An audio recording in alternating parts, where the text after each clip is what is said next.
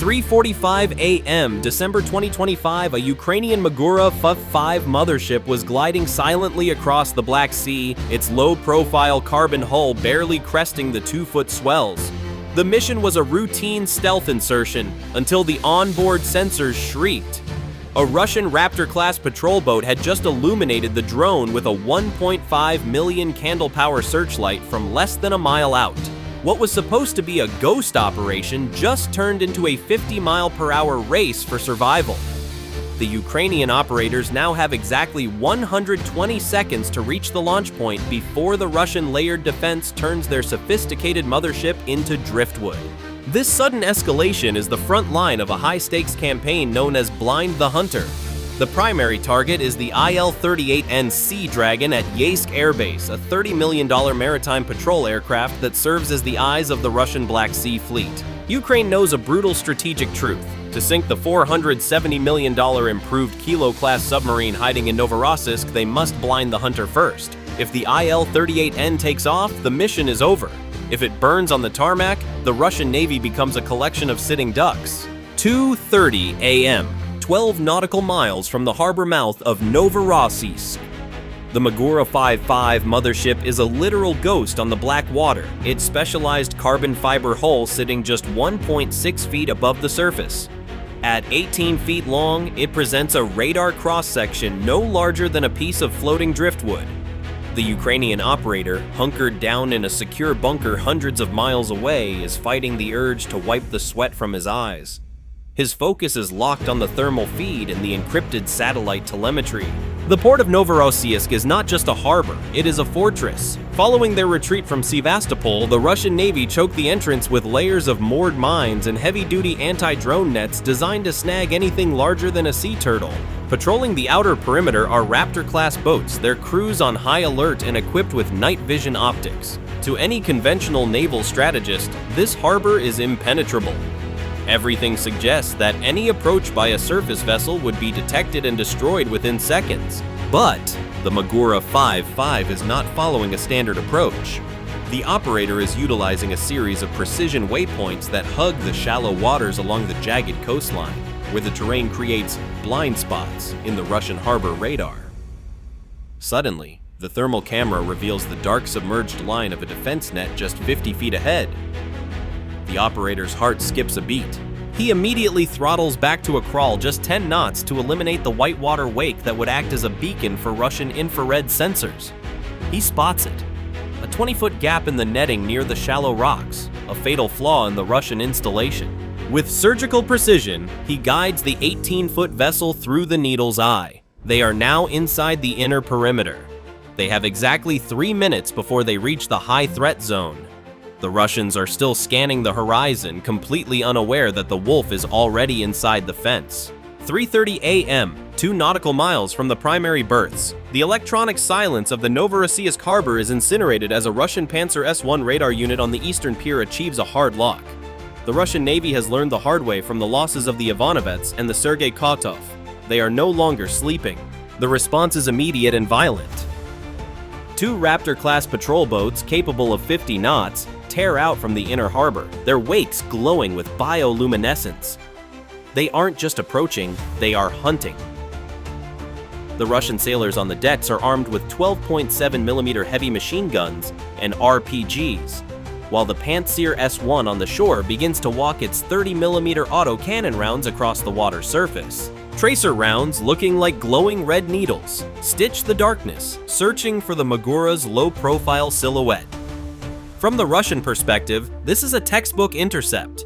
They have the speed, the firepower, and the advantage of a layered defense. Everything indicates the Ukrainian mothership is seconds away from being turned into a $1 million bonfire of carbon fiber. But the Magura V5 is more resilient than the Russian commanders anticipated. A burst of 12.7mm fire slams into the drone's port side, the armor-piercing rounds cracking the specialized carbon fiber hull. The Ukrainian operator's screen in the bunker hundreds of miles away flickers with a hull integrity 70% warning as the vessel's speed drops from a 48-mile-per-hour burst to a sluggish 18 knots. He is fighting the joystick, zigzagging the drone to throw off the Raptor's aim. The Russian patrol boats are now less than 800 yards away. their searchlights pinning the Magura against the black water like a moth on a board. Despite the heavy damage, the operator refuses to abort. He has one mission: get the mother close enough to release the bees. He watches the distance counter tick down with agonizing slowness. 1 nautical mile, 0.8 nautical miles. The Russian troops on the Raptors are screaming, "Fire! Fire all weapons!" believing they are about to strike the killing blow on a suicide drone. They think the Magura is the only threat. They think they've won. They are completely oblivious to the fact that they are focusing all their energy on the delivery truck, while the real payload is exactly 90 seconds away from taking flight. The Magura V5 is bleeding oil and taking on water, but the pylon release sequence has already been armed. The Russian layered defense is about to find out that killing the mother doesn't stop the swarm.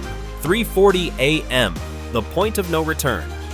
The Magura V5 Mothership is now less than 3,000 feet from the naval pier, trailing smoke and barely maintaining its heading. The Russian Raptor-class boats are closing in for the kill, their crews confident that the Ukrainian suicide boat is crippled. They are pouring thousands of 7.62mm and 12.7mm rounds into the Magura's hull, convinced they have won the engagement. But this is the detail that the Russian Naval Command completely overlooked. The Magura V5 isn't just a kamikaze drone, it is a specialized air launch platform. On a synchronized command from the bunker, the mothership's 4 side-mounted pylons snap open. 4 FPV strike drones, each carrying an 11-pound high-explosive shaped charge, roar into the night sky at 80 miles per hour. These aren't the slow-moving surface targets the Russians were trained to hunt. These are agile, 3-dimensional mosquitoes with a closing speed of over 110 feet per second. The tactical shift is instantaneous and devastating. The Russian sailors on the Raptor boats, who were moments away from a victory, find themselves staring up in horror. The Pantsir S1 batteries on the shore frantically attempt to reacquire the new targets, but the FPVs are too small and too fast. To the Pantsir's fire control radar, an FPV drone made of plastic and carbon fiber has a radar cross-section of less than 0.01 square meters. The system is designed to track Mach 2 cruise missiles and fighter jets, not racing drones that can execute 10G turns. The 30mm autocannons begin to fire wildly, the tracers arching into the sky, but the FPVs are already weaving between the cranes and docked vessels of the Novorossiysk harbor.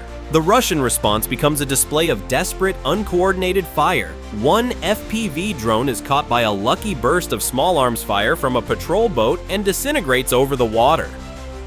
But the remaining 3 drones utilize a swarm saturation tactic.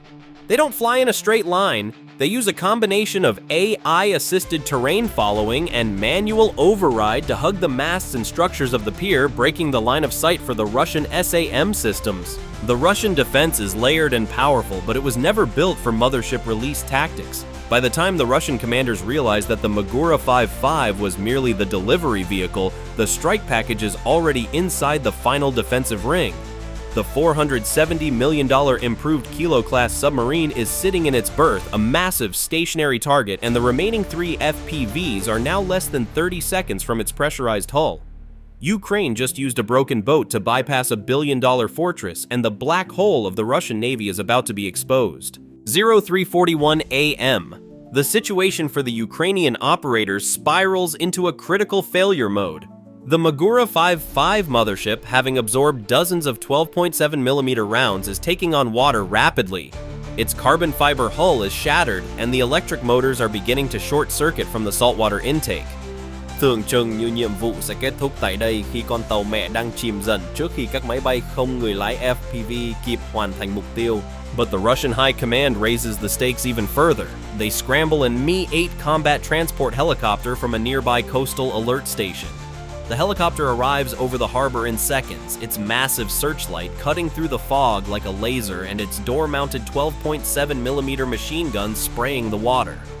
One of the 3 remaining FPV drones is caught in the wash of the helicopter's rotors.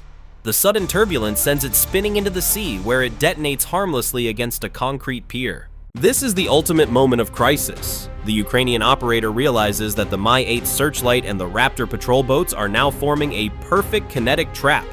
He makes a split-second high-stakes decision. He activates the Magura V5's primary 500-pound kamikaze warhead.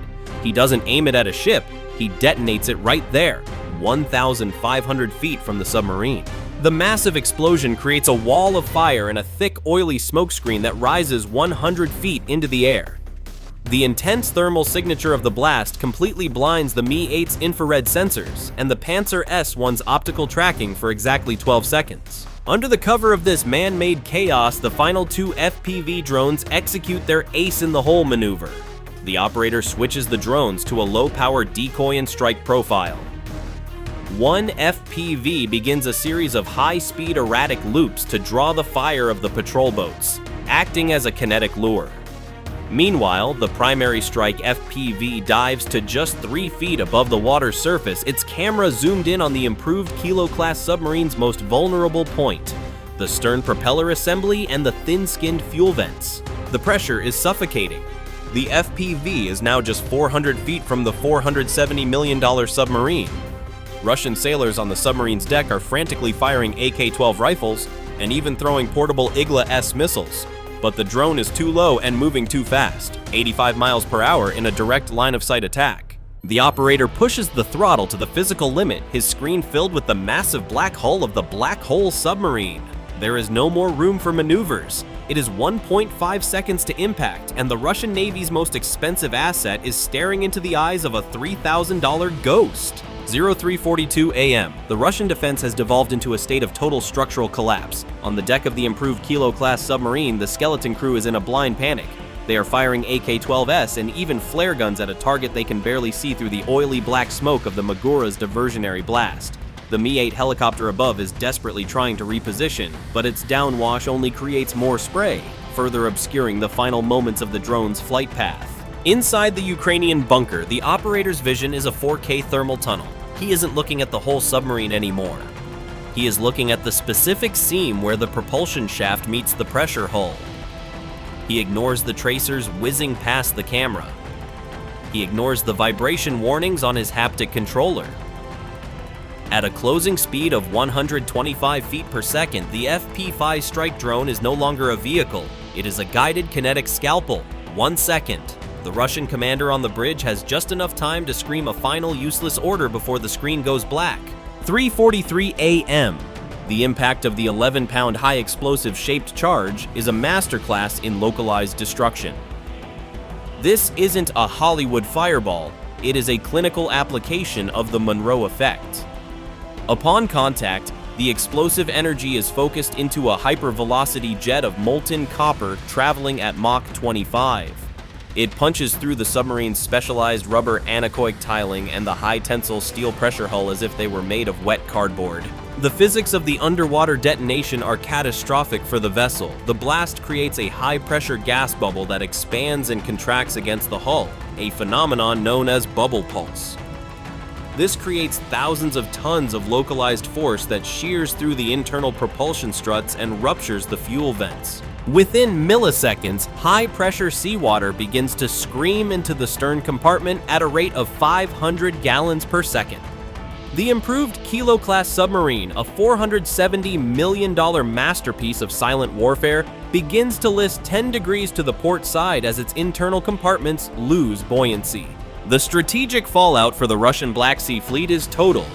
While the Kilo-class is sinking in its berth, a simultaneous strike at Yeisk Air Base has successfully neutralized the Il-38N Sea Dragon.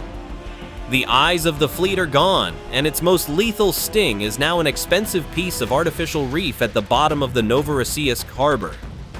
The Russian Navy, which fled Sevastopol to find safety in this fortress port, has just discovered that there is no such thing as a safe harbor in the age of drone motherships. The lesson for the Russian Admiralty is as cold as the Black Sea. You can build a submarine that is invisible to sonar, and you can guard it with $1 billion worth of missiles and helicopters.